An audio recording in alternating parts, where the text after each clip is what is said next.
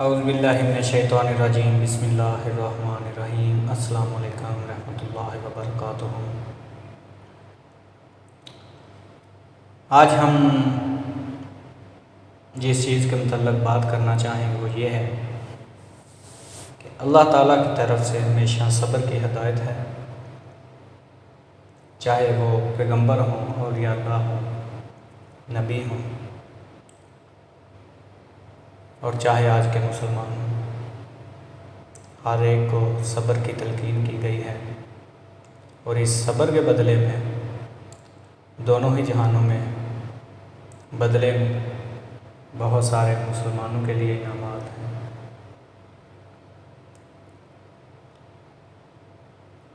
Science اور دین اسلام،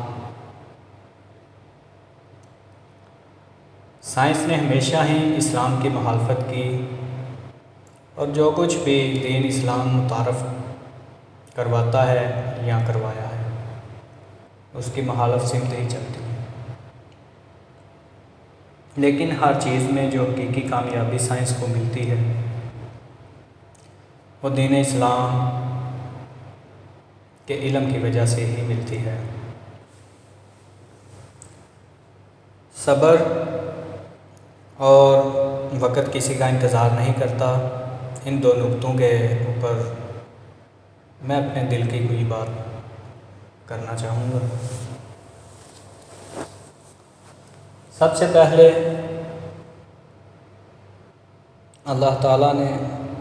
ہر ایک کو صبر کی تلقین کی۔ اگر صبر کی مثالیں تلاش کرنے لگیں اللہ کے نیک لوگوں کی، اللہ کے نبی اور رسولوں کی، تو زندگی ختم ہو جائے گی، لیکن صبر کی مثالیں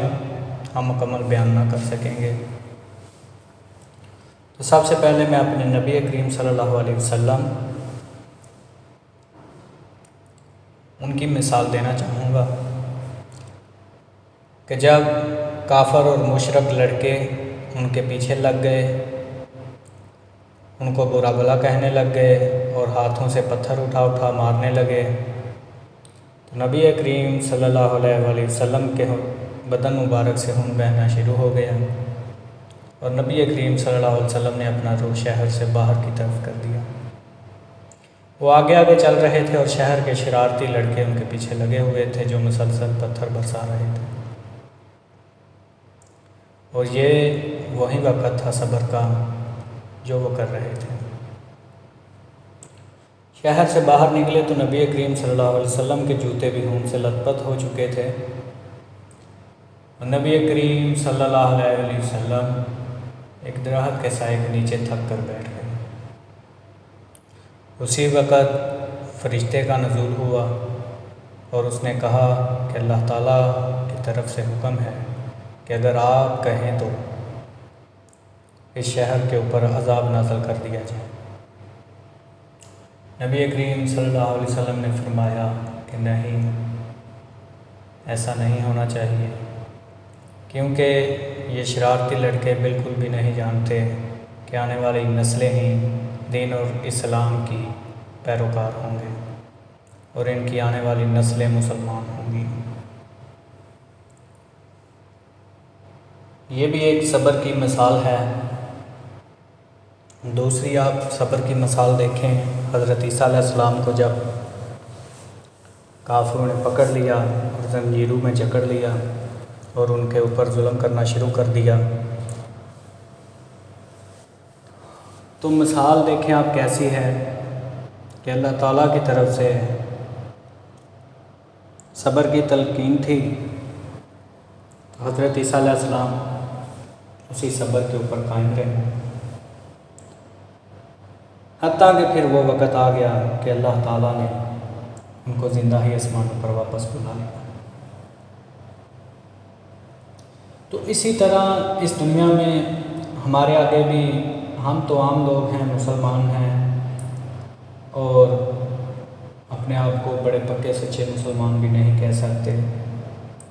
لیکن پھر بھی ہم کلمہ گو ہیں۔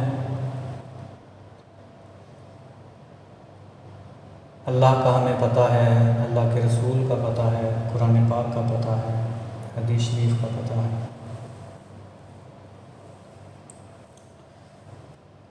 لیکن پھر بھی ہر ایک کی آزمائش تو اس دنیا میں لازم ہے، اور کبھی کبھار میں سوچتا ہوں کہ آخر یہ ظالم لوگ دنیا میں کس لیے؟ اگر ساری دنیا شریفوں کی ہوتی تو یہ دنیا خوبصورت لگتی، لوگ بھی اچھے ملتے۔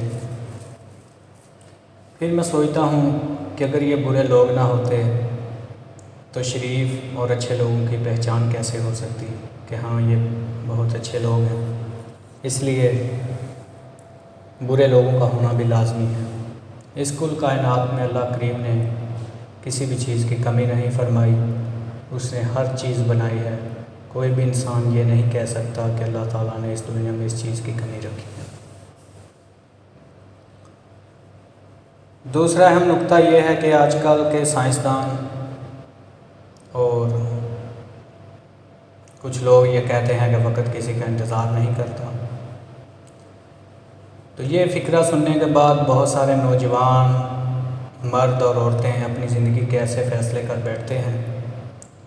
کہ جن کو پھر ساری زندگی یہ سوچنے میں لگ جاتی ہے کہ کاش وہ وقت واپس آ جائے، لیکن وہ وقت گزر چکا ہوتا ہے۔ محاورے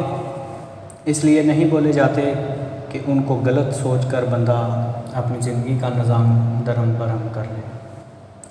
جب بھی آپ لوگ یا میں یہ سنتا ہوں یا آپ لوگ سنتے ہیں کہ وقت کسی کا انتظار نہیں کرتا، تو آپ فوراً اپنے دل اور دماغ میں یہ سوچنا شروع کر دیں، جی بالکل یہ وقت کسی کا انتظار نہیں کرتا، گھڑی کسی کا انتظار نہیں کرتی، سورج اگنے سے پہلے، طلوع ہونے سے پہلے کسی کا انتظار نہیں کرتا، چاند اور ستارے اپنے وقت پر چمکتے ہیں، وہ وقت کا انتظار نہیں کرتے، سورج اپنے وقت پر غروب ہوتا ہے، وہ کسی کا انتظار نہیں کرتا، بچہ اس دنیا میں آنا ہو تو وہ کسی کا انتظار نہیں کرتا، جب کسی شخص نے اس دنیا سے رخصت ہونا ہو تو وہ کسی کا انتظار نہیں کرتا، مسجد میں امام صاحب اذان دینے کے وقت کسی کا انتظار نہیں کرتے، جب نماز باجماعت ادا کرنے کے لیے کھڑی ہو جاتی ہے تو وہ کسی کا انتظار نہیں کرتی، اور اس طرح کے زندگی میں بہت سارے ایسے معاملات ہیں جن میں وقت کسی کا انتظار نہیں کرتا۔